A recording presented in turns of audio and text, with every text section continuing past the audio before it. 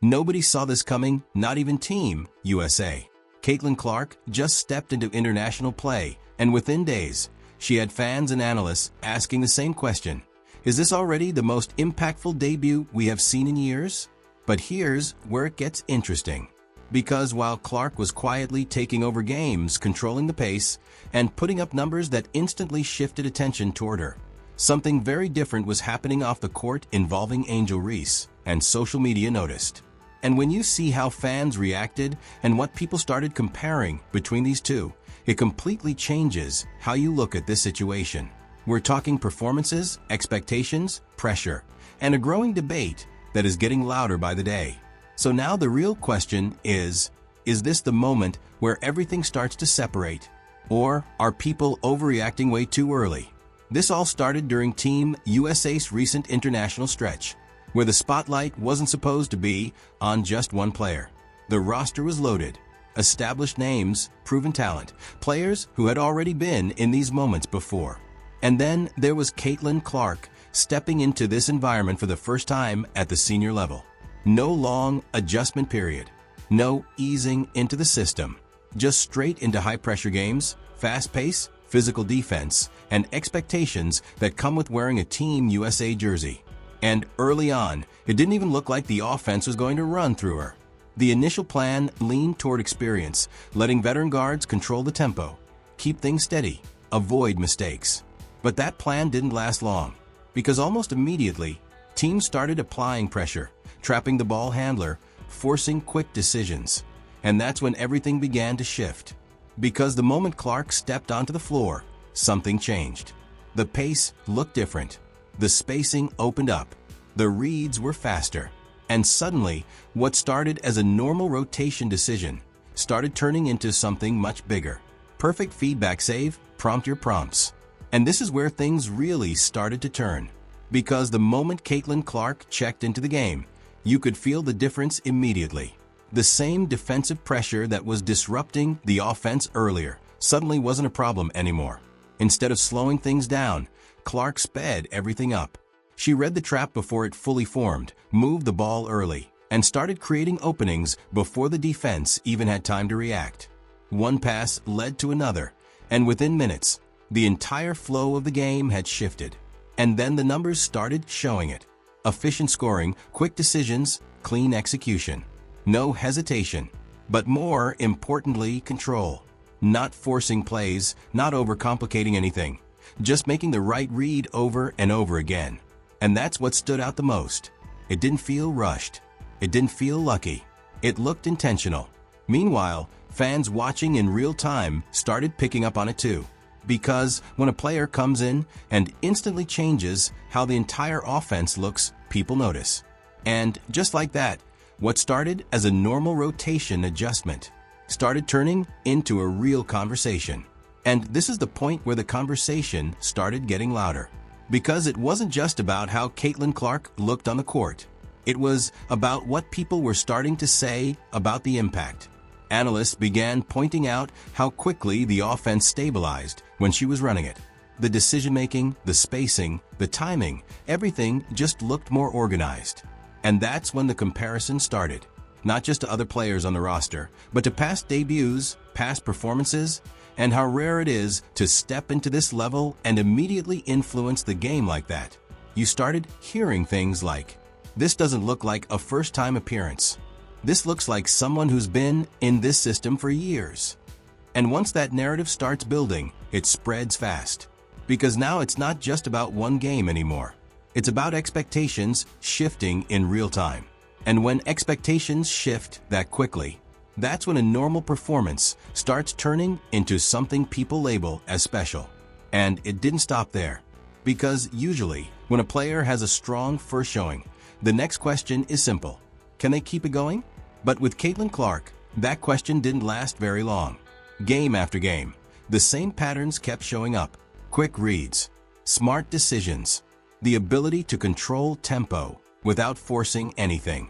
And what really stood out wasn't just the highlights, it was the consistency. No drop-off. No adjustment period from opponents that slowed her down. If anything, the more minutes she got, the more comfortable the offense started to look around her. Teammates were getting easier shots.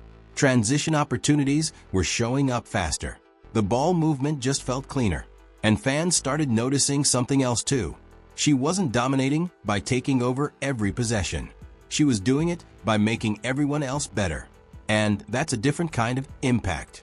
Because when a player can step into a system and elevate the entire group almost instantly, that's when the conversation shifts from playing well to changing how the team operates. And then came the moment that really pushed the conversation into another level. Because by this point, Caitlin Clark wasn't just fitting into the system anymore. She was actively shaping it. Coaches started adjusting rotations. Sets were being simplified. The offense began leaning into her pace and decision-making more directly. And when that happens, it's no longer about potential. It's about trust. You could see it in how possessions were being run, the spacing, the timing, the way teammates reacted earlier in the clock instead of waiting. Everything sped up, but stayed controlled. And that balance is what made it stand out. Because most players either bring speed or control. Very few bring both at the same time, especially in a new environment like this. And that's why the reactions started getting stronger. Analysts weren't just talking about good games anymore. They were talking about impact, influence, and how quickly things were changing around her presence on the floor. And once a player reaches that point, every game stops being just another game. And while all of that was happening on the court, something just as important was happening off it. Because the attention around Caitlin Clark wasn't staying in basketball circles anymore. It was spreading. Sports media, mainstream outlets, brand conversations, social platforms. Everyone was tracking the same thing, her impact. And this is where the bigger picture starts to show. Because when a player starts shifting viewership, increasing engagement, and pulling attention at this scale, brands don't wait. They move fast. You started seeing conversations around major partners like Nike, Gatorade, and other global sponsors, all paying closer attention to the momentum building around her name. Not just as an athlete, but as a market force. And that's what separates normal breakout stories from something bigger. Because now it's not only about performance, it's about influence. Ticket sales, ratings, social engagement, all of it starts tying back to one thing: attention. And when one player consistently drives that level of attention, the entire ecosystem around them starts shifting. Quietly at first, then all at once. And that's exactly what started happening here. And this is where the conversation took a sharp turn. Because while the spotlight was growing around Caitlin Clark, social media started doing what it always does in moments like this. It started comparing. And one of the biggest names getting pulled into that comparison was Angel Reese. Now, to be clear, Reese has already made her own impact in the league, especially with her rebounding presence and physical style of play. But online discussions weren't staying balanced. They were turning into arguments. Fans started breaking things down game by game, stat by stat, moment by moment, trying to decide who is actually shaping the league narrative right now. And every time Clark had a strong performance, the noise got louder. Every time Reese had a quiet stretch, the criticism followed. That cycle started building pressure from both sides. And then came the posts, the reactions, and the interpretation wars on social media, where every comment was being analyzed like it meant something bigger than just basketball. Because at this point, it wasn't just about performance anymore. It was about perception. And perception is where rivalries stop being sports conversations and start becoming cultural debates. And this is where things really started splitting into two completely different narratives. On one side, you had Caitlin Clark, whose presence was being tied to system changes, pace shifts, and rising attention wherever she played. Every game seemed to add another layer to the same storyline: impact, adjustment, acceleration. And on the other side, Angel Reese, who was still recognized for her strengths, especially on the boards, and her physical dominance inside the paint, but was now being discussed in a very different tone online. Not just performance talk anymore, but comparison talk. And that's where the gap in perception started to form. Because while one narrative was focused on transformation and influence, the other was getting pulled into debates about consistency, efficiency, and overall impact. And once that happens, the conversation stops being just about basketball. It becomes about identity. Fans start choosing sides. Media frames start locking in. Every performance gets filtered through expectation instead of context. And even when both players perform well, the reaction is no longer equal, because perception has already taken over the story. And from that point forward, everything starts getting measured against each other. And while the on-court debates were getting louder, the off-court picture was starting to tell its own story. Because attention in sports today doesn't just stay in highlights, it turns into business outcomes. And in this case, the difference started becoming noticeable. With Caitlin Clark, momentum translated into increased visibility, higher engagement, and stronger brand positioning across major partners. Talk around deals with companies like Nike and other global sponsors wasn't just about endorsements anymore. It was about long-term investment in a growing cultural figure. Meanwhile, discussions around Angel Reese started shifting in a different direction online. Not about lack of talent, but about market response, product reception, and how audiences were engaging with her brand presence. And that's where the contrast became part of the narrative. Because in modern sports, perception and commercial traction often move together. When one athlete drives more attention, it doesn't just show up in headlines. It shows up in demand, visibility, and market behavior. And once that gap starts appearing publicly, even slightly, it becomes part of the conversation whether people like it or not. And from here, the narrative doesn't stay on the court anymore. It moves into influence. And this is where things got even more complicated.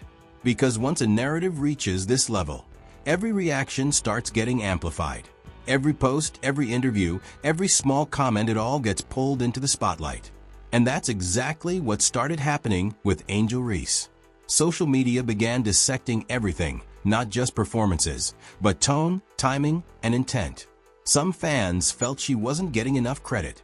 Others believed the attention was shifting for a reason. And suddenly, normal reactions started getting framed as statements. At the same time, Caitlin Clark continued doing what she had been doing this entire stretch, playing, producing, and staying focused on the game itself. And that contrast only added fuel to the discussion. Because now people weren't just comparing stats anymore. They were comparing approach. One side being seen as quiet, controlled, locked in. The other being viewed through a lens shaped heavily by online interpretation and media framing. And once that kind of narrative takes hold, it spreads fast. Not always because it's completely accurate, but because it's engaging. And in today's media environment, engagement drives everything. Which means the story keeps growing, whether the players want it to or not. And then came the moment that really pushed this entire situation into overdrive. Because right when the spotlight was at its peak, fans online started circulating one specific conversation involving Angel Reese. And the timing is what made it explode. While Caitlin Clark was being discussed for her performances, her impact, and the momentum building around her, the focus suddenly shifted to whether recognition, credit, and attention were being distributed fairly across the league. Now, depending on who you ask, that conversation means very different things. Some people saw it as a valid point. Others saw it as poorly timed, especially with everything happening at that moment. And that's what turned it into a full debate. Because now it wasn't just about who was playing better. It was about who deserved what. Recognition, spotlight, opportunity. And once those questions enter the conversation, it stops being something you can measure with stats alone. It becomes subjective, emotional, and a lot more intense, which is exactly why this moment hit as hard as it did. So now, when you step back and look at the full picture, this is where the conversation stands. On one side, Caitlin Clark, rising influence, growing control on the court, and momentum that keeps building with every game.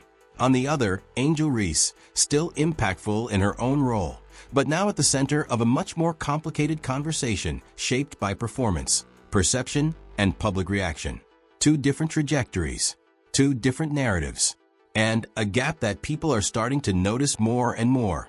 But here's the real question. Is this gap actually as big as people are making it seem? Or is the internet turning this into something bigger than it really is? because right now fans are split. So I want to hear from you. Who do you think is really shaping the game right now? And is this just the beginning of something much bigger? And the crazy part is this story is still developing. Because with the next stretch of games coming up, everything we just talked about can shift again fast. New performances, new moments, new reactions, and possibly an even bigger gap or a completely different narrative. That's why you don't want to miss what happens next. So make sure you stay locked in. Subscribe, turn on notifications, and keep watching, because this situation isn't slowing down anytime soon. And if you want to see how this rivalry could evolve from here, click the next video on your screen right now, because what's coming next might be even bigger than this.